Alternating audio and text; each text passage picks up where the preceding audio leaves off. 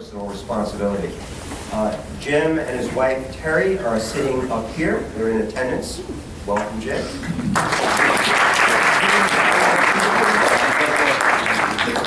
Jim left Blair in 1953, went off to Princeton, and then graduated Harvard Law School, and then onward to a prestigious law career.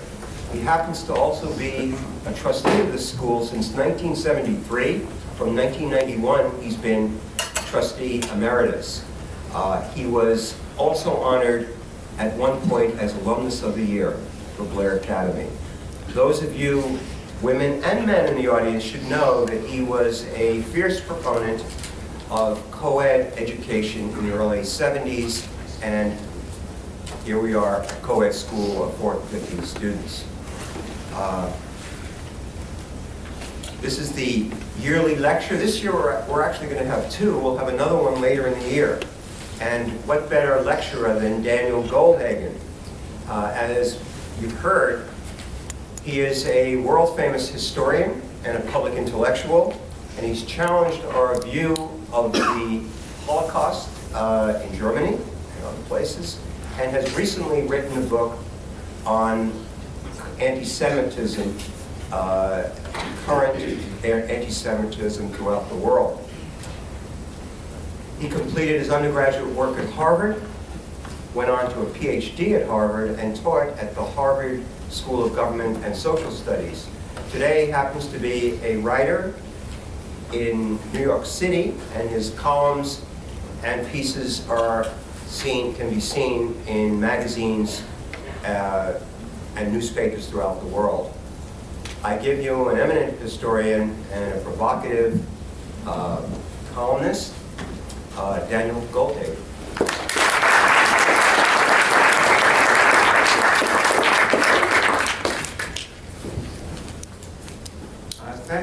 Thank you. I'm delighted to be with you, and delighted to be here particularly because the themes of ethics and responsibility are at the core of my own thinking and my work.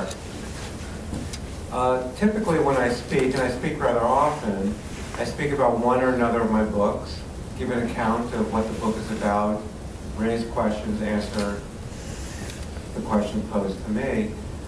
This evening, though, I was asked to speak a little bit about my intellectual biography and how it relates to my work. And so I'll give you not a detailed or in-depth account of one of the books, but give you a tour of my working life as a writer and its relationship to me, which I'm pleased to hear may dovetail with the projects that you're doing about yourselves, the video projects. And so maybe some of the questions I ask will resonate with you and will provoke you to ask me questions or tell me what your thoughts are about the subject. And I'll start by saying that I'm often asked the question of how I got interested in writing about the Holocaust. And I've been asked the question many times because my first book, Hitler's Winning Executioners, really did cause an enormous stir and storm around the world. It was the #1 bestseller in many countries, was written about for months on end in many countries, and I could spend a long time talking about the reception. Now I tell you this because my biography became an issue of acute concern, particularly in Germany, because people knew that I was Jewish. So the question is, why is this Jewish guy writing this book about Germans and the Holocaust? What is his agenda? So I'm asked, why did you get involved in this subject? And there are lots of different kinds of answers I can give to the question, and that I do give to the question. Obviously, I'm Jewish, I've told you that. But then, of course, there are many Jews who don't write about the Holocaust, who are not particularly interested in the Holocaust, so that itself is not sufficient explanation. My father is a survivor. Aha, there's the key to the castle. But that, too, is not a sufficient explanation because there are many survivors' children who have but a tangential relation to the subject. What I understand to be the real biographical connection to this is that my father was a scholar, and this was one of his fields of work. And in fact, we lived in Germany when I was a child, when I was in the 5th grade. He was doing research on the neo-Nazi party at the time and on the Holocaust, and I and my family were with him, and we spent a whole year in Germany. And so I became very much exposed to Germany and to the intellectual issues attendant to the thinking about and understanding of the Holocaust. In my home, the issue was not to tell the tale of woe and horror, which it was. It's a tale, it's a horrible, horrible history. There's nothing redeeming, nothing good about it. But it was always approached intellectually. The question was always, why did people do what they did? Why did they make the choices that they made? How do we explain how human beings could do this to others? So for as long as I can remember, I've always had this intellectual orientation, analytical orientation towards the subject, even if one can't exactly say that a 10-year-old has an intellectual orientation. But these were the questions that were asked. And so, when I went to graduate school, I actually had no intention of writing a dissertation on the subject. The dissertation eventually turned into the book Hitler's Blamed Executioners, but came back to it when I realized a very critical question had not been asked, which is why, and certainly not answered, it had not been written about, why, when Hitler gave the order to slaughter Jews, did people actually carry it out? There had been a vast literature on the subject to that point, and yet nobody had actually looked at the killers in any great detail. And so all the fundamental questions you'd want to know, who were they, how they ended up in killing units, what did they actually do, what choices did they have, what choices did they make, none of these questions had answers. And so I decided to write a dissertation on the subject, do the research, and the book was the result. And I may say a little more about it in a few minutes. So that was the first book. The first book was an attempt to explain. It was an explanatory enterprise with a clear question. A question that I thought was of acute interest to me with my intellectual orientation, and one which I suspected was of acute interest to many other people, and it turned out to be true. So I wrote that book, and there was a long reception. It lasted a few years, and I was involved in it. And then I got onto another topic. And the second topic may appear at first to be very much related to the first topic.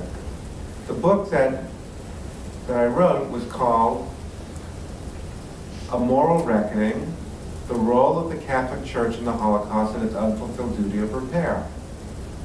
Now, the role of the Catholic Church in the Holocaust is a complicated one, and on the whole not very good, but there's some shining moments.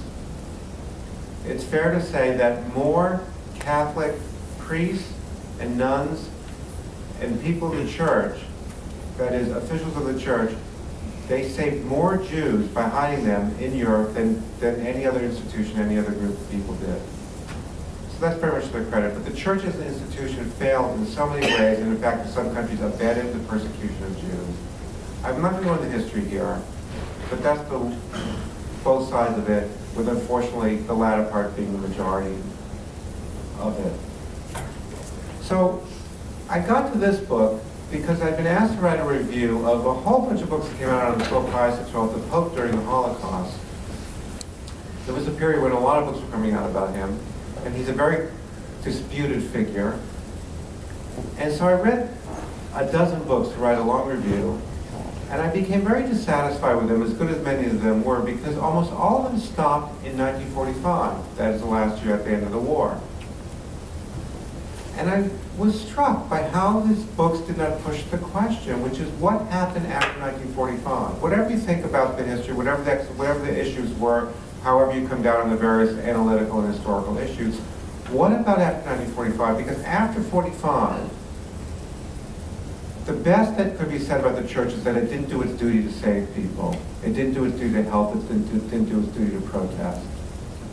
And so the question that struck me as being so important was, what does an institution, like a person, but an institution, do after the fact when it recognizes that it has done wrong or has failed in some substantial way? What does it do to make things as right as it can?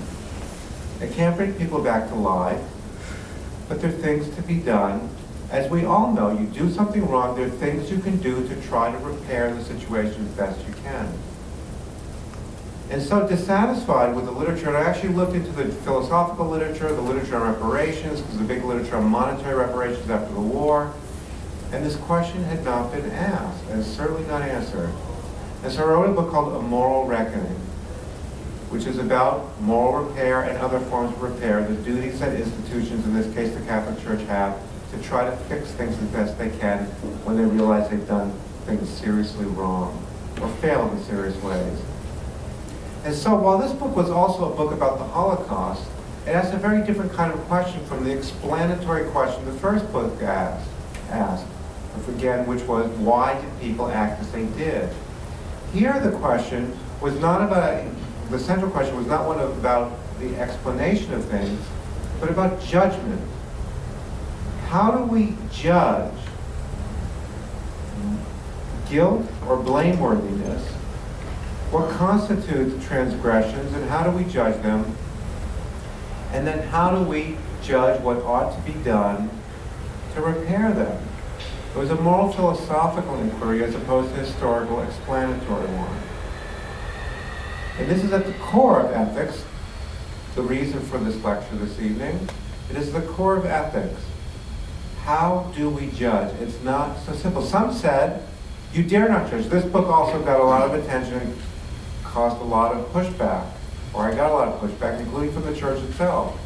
How dare you judge? My response was, we judge all the time. We judge the kid next to us who does something to another kid. We judge the President of the United States for the things he does or doesn't do. We're judging all the time. So why not figure out a better way, or figure out the grounds on which we make judgments about very important things, even if they occurred in the past, and say, okay, here's the judgment, now what do we do?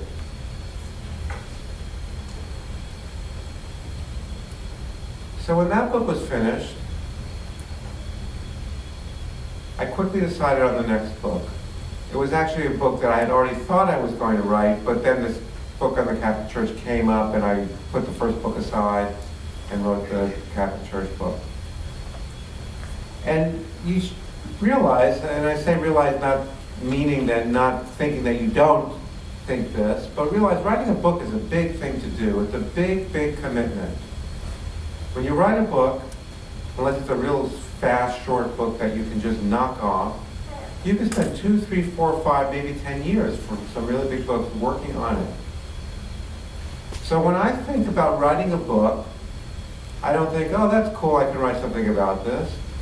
Because any decision to choose a subject for a book means that I'm not going to be doing a lot of other things for the next few years, or writing on many other things.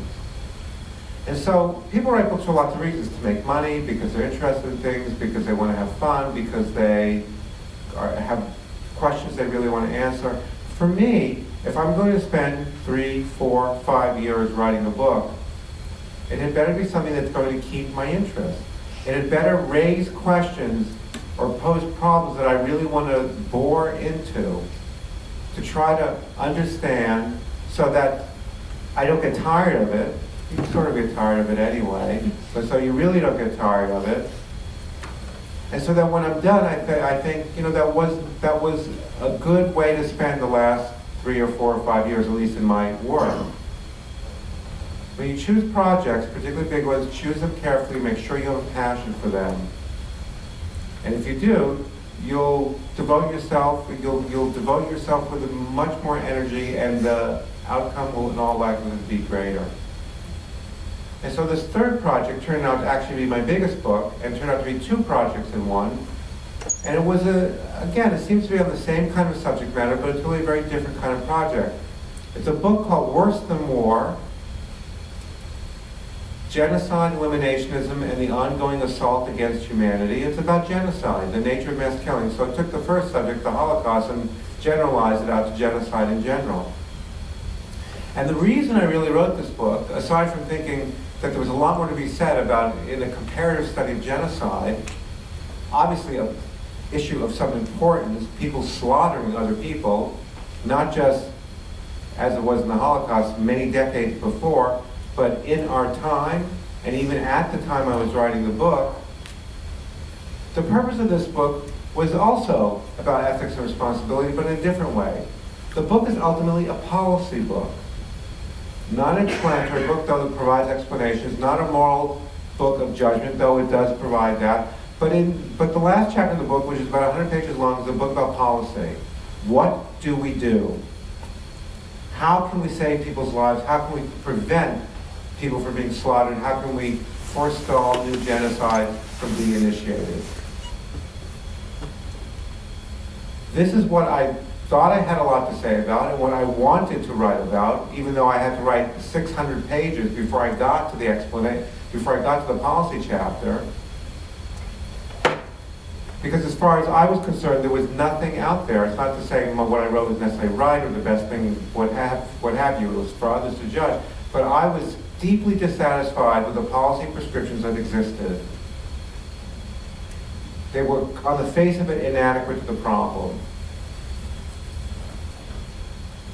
And as I said, this turned into two projects because not only did I write the book, but we ended up doing a film for PBS, a documentary, a 2-hour documentary, which aired nationally, also called Worse Than War. If you're interested, it's on, the whole thing's on YouTube. Just type in genocide into YouTube. It's the first thing that comes up. And it really delves into all the central issues, at least as I understand them, about genocide. So if you want a quick tour of the subject, not an easy one, but a quick one. 2 hours is not a lot of time. A 700-page book is. Go to YouTube and watch it. So that was a policy book. And then finally, my last book, the one that I published this fall, is again a different kind of book, though it seems to go to the same subject. It returns back to an aspect of the Hitler's One executioners, which is to try to conceptualize the nature of anti-Semitism. Anti-Semitism, which generated the Holocaust and moved the killers to kill, is the longest enduring, most widespread ethnic prejudice in the world. On the face of it, it doesn't make sense.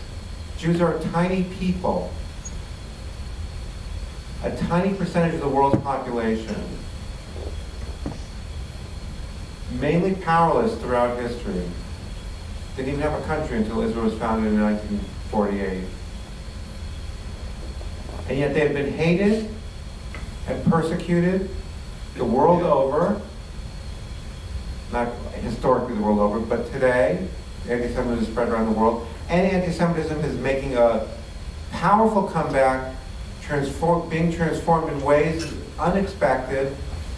And so I thought that I wanted to write a book to try to help conceptualize what the nature of anti-Semitism is today and what its dangers are.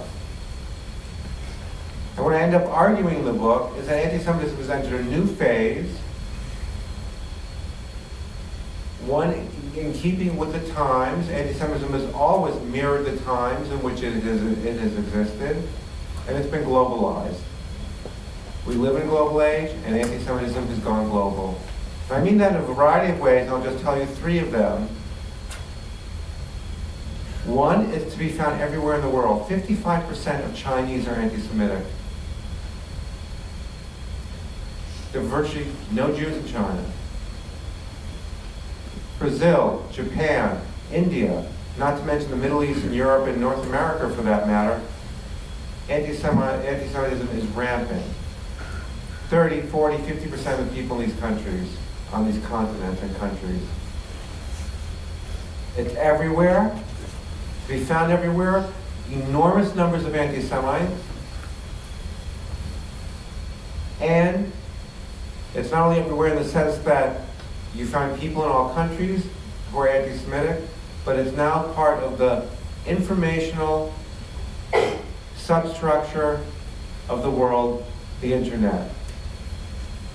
Type the word Jew into Bing or Google, and the 3rd or 4th site, sometimes the 2nd, depending on when you do it, that comes up is a site called Jew Watch, which is an emporium, a supermarket of anti-Semitic fantasy, accusations, hatred, organized, delivering it all in neat packages. Imagine a child just thinking, Jews, what's a Jew? Types in Jew, and this is what comes up. Jewish hate hoaxes, Jewish mind control techniques, Jewish criminals, Jewish genocidal killers, Jewish tyrants, Jewish bankers who rule the world. These are some of the categories. It goes on and on and on. It's everywhere. It is ineradicable on the internet. It's all over satellite and digital media of many kinds.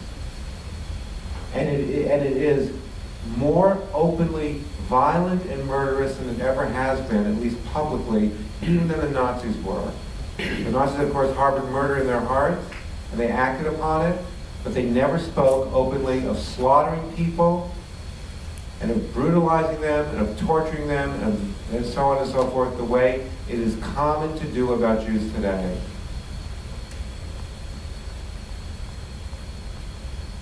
It is very sobering that in the 21st century, a century deemed to be the most rational in human history, that we have this form of irrationality, of pure hatred, of mind and world-distorting prejudice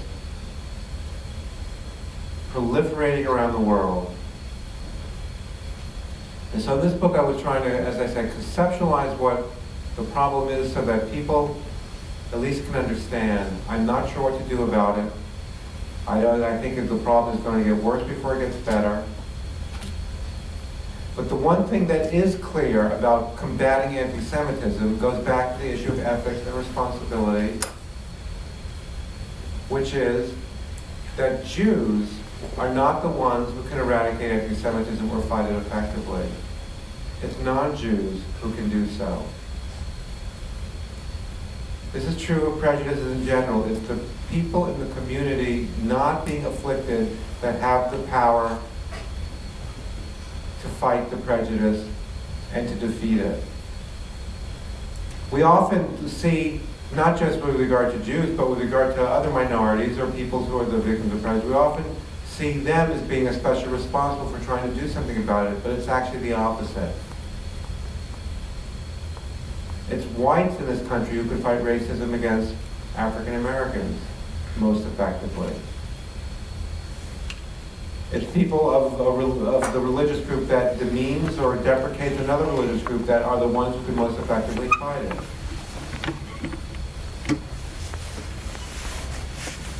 It is everyone's responsibility. It's not the responsibility mostly more of Jews to stand up to fight genocide. It's often said to Jews, how, knowing that the Holocaust happened, can you not try to stop what's going on in Darfur? Yes, it's the responsibility of Jews, but it's the responsibility of everyone. It is equally our responsibility to fight evil wherever it is. Now, some of us may have a biographical or psychological connection to the theme at hand or the problem to be combated. And we all should think about how our biographies and our emotional or psychological stances or connections to things can motivate us, or others, and we might use them. It's legitimate to try to mobilize people to them. But when we go to the issue of judgment and responsibility and ethics, they are not relevant. We are all equally responsible for fighting the evil in this world, whether it be the evil of prejudice or the evil of mass murder. And the two are also, of course, intimately connected. And so I'll stop here.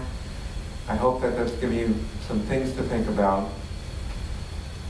Well, I'll just add, if there's one thing that I wish you would take away from this about yourselves and about your own projects, is to think about your biographies and how your past and your present and the thing you're going to be doing will help you select. You select among many things. You are all many people.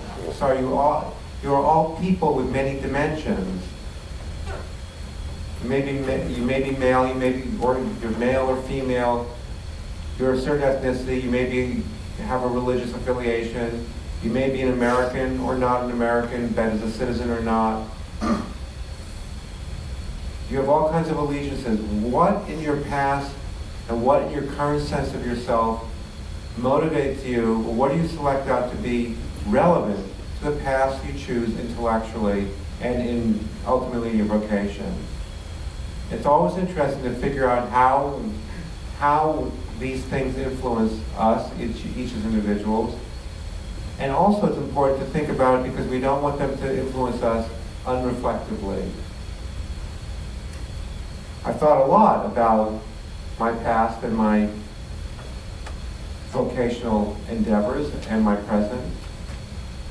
I've told you a little bit about it. And I'd be happy to hear about any of yours if that's something you want to talk about as well. So thank you very much.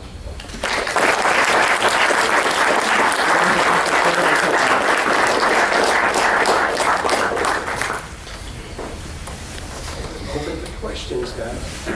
Open for questions. You say. Sure. Unfortunately, I've actually been confronted by anti-Semitism quite a lot. And what do you think the response should be from a Jew who has to deal with something like that? Do you try to educate someone? Do you walk away? Try to remain a little bit neutral? I've been, here at Blair, I have the privilege of being pretty outward about my Judaism. I fly an Israeli flag in my room. I try to host Shabbat services in my room. But in the real world, that's something that you really can't do without facing some sort of anti-Semitism. So what do you think the response from Jews should be with regard to that? Well, there is no one response, and if there were, you would know what it is in all probability by now. It depends on who the person is on who the person or people are who are expressing anti-Semitism towards you and what the manner in which they do it is. So the answer is some people are educable. Some people simply, I had a roommate in college, freshman year at Harvard, he was from Minnesota and didn't really know any Jews, and he just said, yeah, and he was telling some story about a basketball game, and then the ref Jewed us out of the game. I mean, he didn't even think twice about it, and then, oops. Oh, wow. It was totally, it was a totally superficial thing. There was no deep-seated prejudice, and so he just said, we talked about it, and he was deeply embarrassed, and it was just the way they talked. And of course, I'm not saying the words weren't significant. Of course, words are significant, and they reveal a deeper and underlying cultural belief. But nevertheless, so in that situation, it was easy to deal with. It depends, and it depends on you as an individual. How much conflict can you put up with? What is your real situation vis-a-vis your community? I wish I could give you an algorithm that you could use to make a decision about what to do. But if you judge that the person's views are born mainly of ignorance and are not deep rooted, then I would try to talk to the person and to educate the person. A lot of stuff revolves around Israel, and a lot of people who say things about Israel and we can have a lot of different views about the Middle East conflict and what Israel should or shouldn't do, but a lot of people who have even strong views are really not very knowledgeable about the real situation there. And so you calmly engage them, and you do your best to educate them. In situations where people may be or seem less amenable to this kind of response, you just have to make a judgment about the range of options, and I wish I could help you more. Thanks. Do you think that modern day Germany has done enough to educate the people of its past, specifically sort of the age of Hitler and the Holocaust? Germany is with regard to its past, is whatever else you want to say about a very interesting country. You can say two different things about Germany. One is they, of course, have not done enough to educate people and to deal with the past in a whole variety of ways that needs to be done. On the other hand, you can say that Germany and Germans have done more to confront the horrific part of their past than the people of any other country have done so for the horrific or inglorious parts of their past. Not to say that all pasts are the same. They've done much more. We can talk about the trials that they had and how inadequate they were. I can be very critical, but in a comparative sense, they've done an exemplary job. In fact, in the book on the Catholic Church, I held Germany up as a model for how the church should conduct itself, or a model from which church leaders could learn. And there's a lot of information in Germany. It's taught in schools, not perfectly. Documentaries on TV, newspapers and magazines are still to this day running articles on a fairly regular basis about new discoveries and ways to think about the past and so on. And they've paid a lot of money in reparations to try to make amends to the victims. You know, I was once lecturing at a university in the South on Hitler's war institutions, and I was asked to have breakfast with the students in the German honors program the next morning, so I did that. And they were all interested, well, how come Germans haven't done more? What are they, isn't it terrible? Da, da, da, and so on and so forth. And so I stopped and I said, let me ask you guys a question. From your accents, it sounds as if most of you are from the South. They weren't. How many of you have asked your parents or grandparents, depending on which were relevant, what they were doing during the civil rights period, what their stances were towards the wall that was going around them, and so on and so forth? How many of you have asked? Not a single person had ever really interrogated their parents or grandparents on this. And I said, it's great that you're studying Germany, you want to learn about Germany and how it deals with its past, but look at our own country. Look at what you haven't asked about your own country. It's easy to look abroad. And we can all ask this question of ourselves. What do you know about what your parents or grandparents thought about some of the great questions of their day? Civil rights, feminism, were they opposed to equality for women, and so on? Not that that's the same as the Holocaust, not at all. But there's a lot, the bad parts of countries past tend to be buried and stay buried.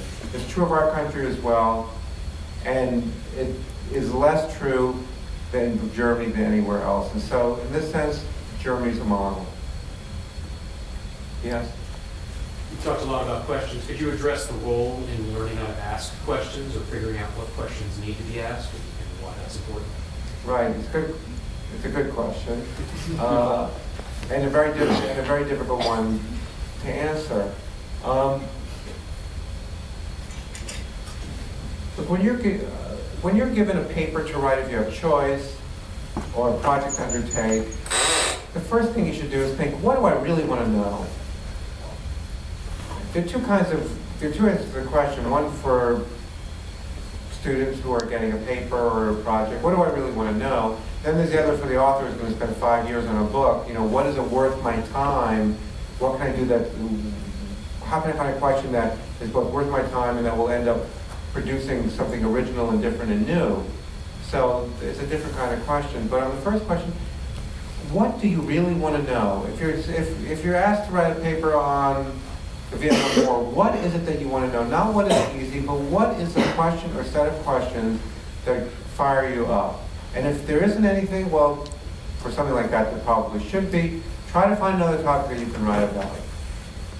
And if you just about almost any historical or contemporary topic in the social or political world of any breadth should offer you things that you want to learn about, you want to know. And then once you figure out what that is, then try to find what the interesting questions are around that. And you can do it by reading a lot, by seeing what other people ask, by seeing what they don't ask, by talking to your teachers, by talking to your classmates.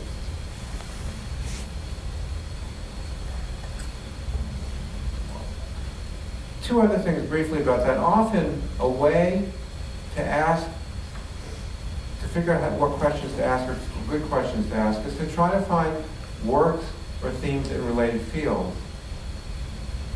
So if you're writing about Vietnam War, to stay with that for an example, read something about the Korean War, see what people are saying about that. That might give you ideas, angles on Vietnam that people hadn't gotten to. And the other thing to do is to read in fields. You know, what's interesting about the world today, the intellectual landscape, is that so many fields are intersecting in a way that they didn't when I was in college, let's say in the late 70s, early 80s. And if you just take what's being learned about neuroscience and cognitive science, from neuroscience and cognitive science, about the way the brain works, about the way we interact with each other, about the way decisions are made, about how irrational we are. If you just think about that and how that is relevant to so many different fields of inquiry, or how the different sciences are overlapping and cross-fertilizing in the kinds of problems they pose and the avenues they open up, that's another way to get into questions. Look for things in one field and how they can be applied to another. Many people have made their mark not just in writing books, but in the arts and in many ways, by coming from outside of fields, from outside of a given field, from another field, and having a different perspective, asking a different set of questions, just because things look different. So the whole variety of things you can do, there's no, again, I don't have an algorithm for how to come up with a good question, or the right question, or a good set of questions, but there are lots of ways. If you step back and interrogate what you're doing, and you think about your passions, and you think broadly, you should be able to come up with something at least that will interest you for writing your paper during the project. In the back?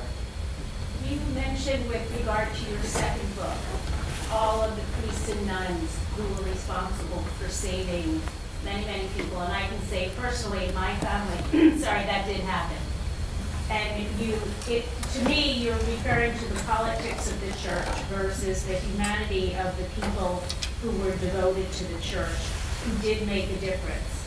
And we're sitting here with all of these high school students, and in my bias, as they leave Blair, each and every one of them will have the capacity to change the world if they so choose. Can you give them just a handful of, a few lines that can address their personal choices? They all have influences from their families to their backgrounds. They'll have them from their business interests, their own interests when they have children of their own, and they will be faced with choices and decisions not as great as genocide, but even on a lesser level. And with regard to, all of these priests and these nuns put themselves in harm's way, seriously in harm's way, not always with the backing of the church. So there was a conflict for them, and they still chose to do the right thing, even if there were so many other things involved. Can you address that briefly? Something for these students to take away with them? Sure.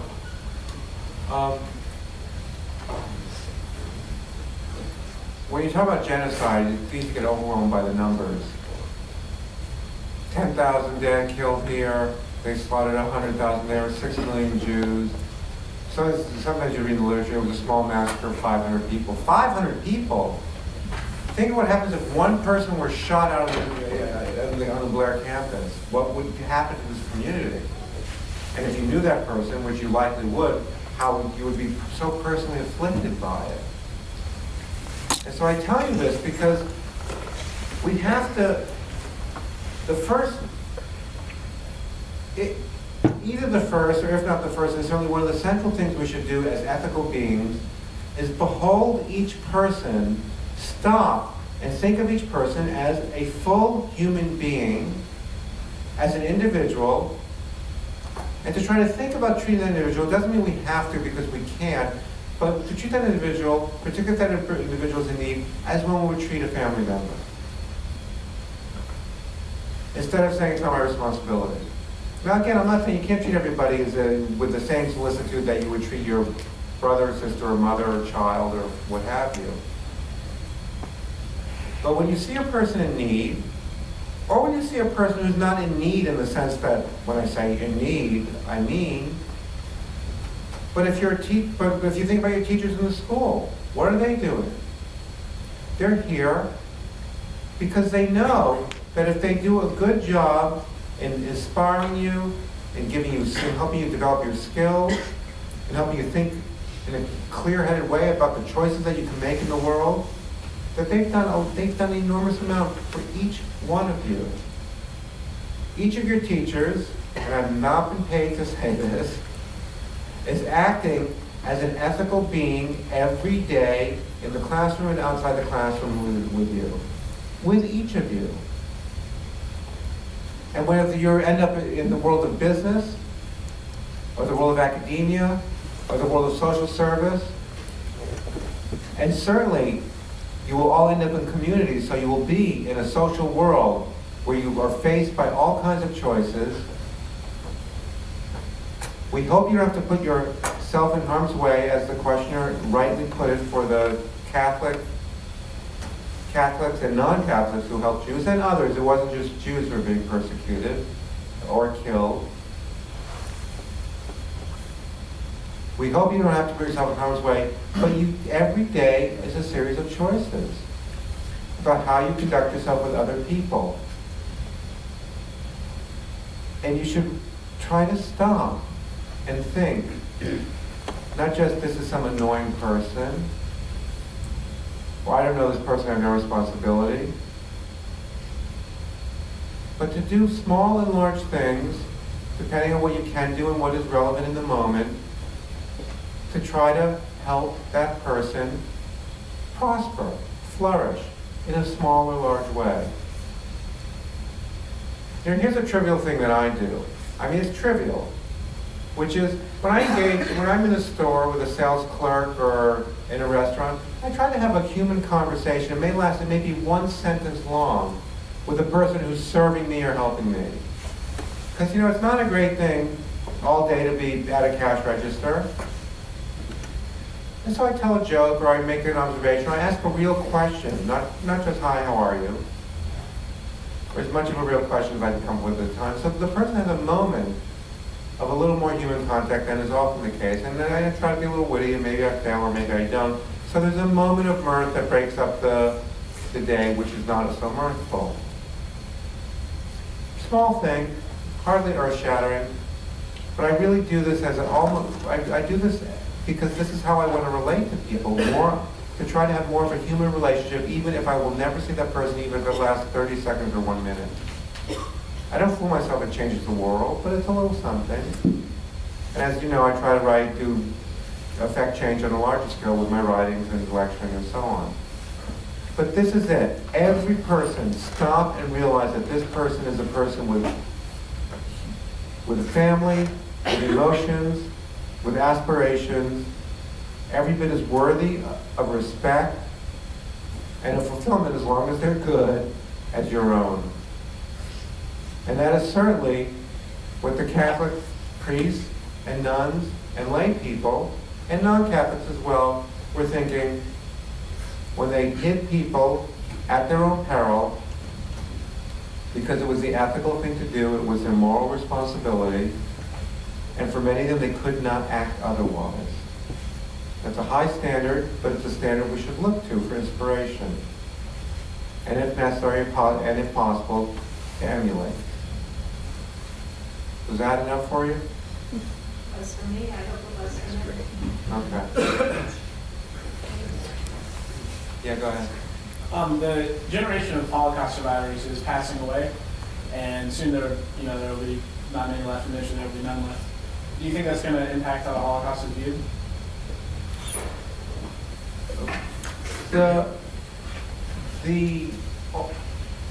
We write about and talk about and try to understand historical events of all different kinds, which are far enough in the past where there are no survivors or no people still alive or alive at the time. In principle, the Holocaust is like every other historical event, or whether it be a genocide or not a genocide, which is we do our best with the resources we have. In fact, we have enormous resources for understanding it. The reason that this question is often asked, I'm not saying this is why you're asking it, the reason it's often asked is because there is a notion that living witnesses to this event are particularly important because the Holocaust faces a systematic denial movement that whereby people and governments actually deny that it ever took place. As absurd as this may sound, it is widespread, to be found in many countries around the world, it is organized, and the numbers of people who deny or have doubt that the Holocaust happened are staggering. In some countries 30%, in some countries 4%, in some countries even higher. This would be like saying that America's slavery never took place. Who would say such a thing? It's as absurd as that. The notion that we should have a discussion about whether that there are two sides to this question is also absurd. And so that's why survivors are deemed to be particularly important. But I'll say one thing in case one other thing in case you ever are confronted by people who say the Holocaust didn't happen, which is it's not the survivors, because their testimony is of course doubted by definition by those who are denying that the Holocaust happened. It's not the survivors who the most potent witnesses, it's the German perpetrators, the people I wrote my first book about. We have the testimony of tens of thousands of Germans about how they killed Jews and participated in mass murder. It's in the German legal, these testimonies are in the German legal system. We have, for Auschwitz, we have testimonies from hundreds of guards detailing what they did, how the place worked, how they killed people, and so on and so forth. And of course, we have the German documents themselves, many of which have been preserved. So,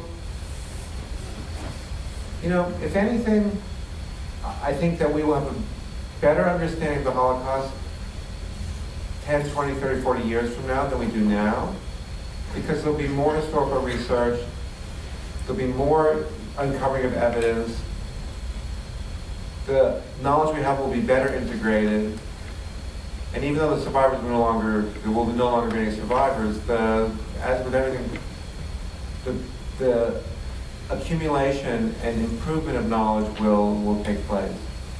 So, for that reason, I'm not worried about the historical record, and the Holocaust too will, as they have said in Germany many times, will too pass into history at some point.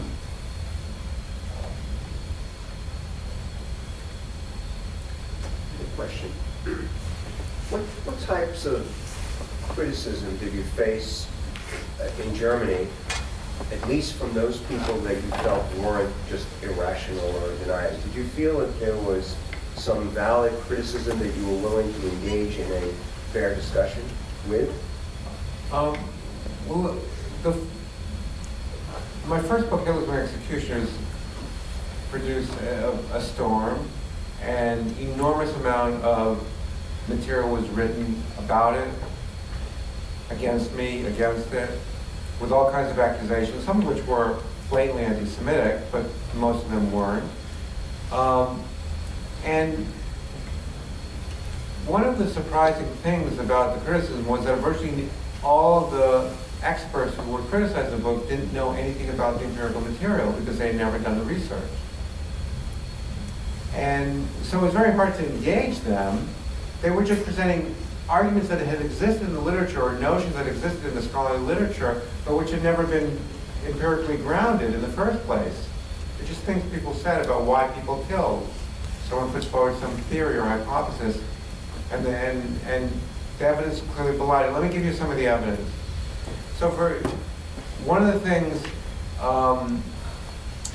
that I showed, and this was partly based on the research of some lawyers in the German justice system, was that during the Holocaust, never was a single German perpetrator, a single German killer, ever killed, sent to a concentration camp, jailed, or punished in any serious way for refusing to kill Jews. It never happened, not a single time.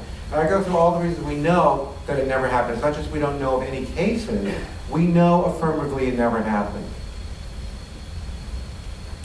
And we also know that many commanders told their men they didn't have to do it if they didn't want to. This has come out in testimony. And when such offers were made to the killers, that very few of them availed themselves of the opportunity to get out of killing. Imagine, you're supposed to shoot people, including children, at point-blank range, in scenes of unspeakable gruesomeness, and you're told you don't have to do it if you don't want to. We'll give you other duties, and yet you decide you're going to shoot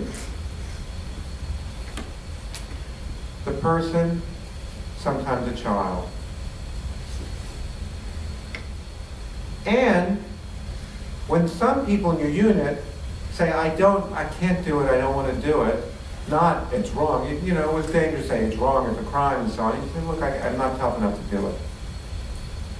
They were actually given other duties. They were not punished. Everybody else saw it. So they knew the offer was real, and yet almost none of the men in units where such offers were made actually took the opportunity to get out of the killing. This is one of the facts I put forward to the German public and the scholarly community. A reasonable conclusion is, well, you know, given how horrible it is to, I won't describe the scenes, but you can imagine, how horrible it would be to do that if you didn't think it was the right thing to do. If you didn't think that the person being killed, a Jew, was actually an evil being. If you weren't a profound anti-Semite. It'd be pretty hard to do, and even if you did it, how could you even not fall apart afterward? And go back and do it again the next day. And do it time and time again. So, these facts were presented, and instead of dealing with them, in fact, I don't think a single critic, and there were, I didn't read all the stuff that was written, but I read plenty of it, actually even addressed this point. Because this is one of those incontrovertible points and problems that those who were saying they had no choice, they didn't know what they were doing, they were just like robots carrying out orders, they were under pressure to act. All of this is falsified by this evidence and much other evidence. They never even addressed this. So really, the answer is no. Not on the fundamental questions. There are some issues that one could reasonably take different positions from mine. There's some about what the real extent of anti-Semitism was in Germany because the data aren't that clear and such things. But I can also say that since the book was written, and this was in 1996, the entire field has followed the book. So while I was attacked mercilessly by the existing scholars, because essentially the book said, the work on which you base your life hasn't addressed these fundamental questions, and to the extent that you have tried to give answers to them without doing the research, they're not right. The same people, or the field which was so hostile towards my book, has essentially fallen now, and the questions of my book are the questions of the field. And one of the things that what I usually end my lecture with on Hitler's and executioners is that it is striking to me that there was such strident attacks upon the book and its conclusions, and me personally. They attacked me a lot too. Jewish, Holocaust survivor's kid, getting revenge, all this kind of stuff. I was surprised because on the face of it, if you're told people out there just with enormous energy and enthusiasm slaughtering other people, you think, well, they're doing it because they want to, or they think it's the right thing to do, particularly when you know there's a lot of prejudice in the country against those people. And that would be the default assumption. And in fact, it is the default assumption in every other genocide that we know of. I don't know of any other genocide where people say that the perpetrators thought it was wrong, thought that what they're doing was wrong and had to be compelled to do it. I can run through lists and lists of genocide where the opposite assumption is the one that prevails. And so the Holocaust was the only genocide where people actually said, no, they were robots, they were pressured, they had no choice, and so on and so forth, instead of the obvious thing, which, by the way, virtually every survivor says. They hated us. They told us they hated us. They tortured us. It was unnecessary. They slaughtered us with glee. And so that's why the reaction was so surprising and why the field has turned around, because what the critics were saying just does not make sense in light of what we understand, how we understand why people commit these kinds of, or participate in this sort of evil, and why they have done so in other genocides.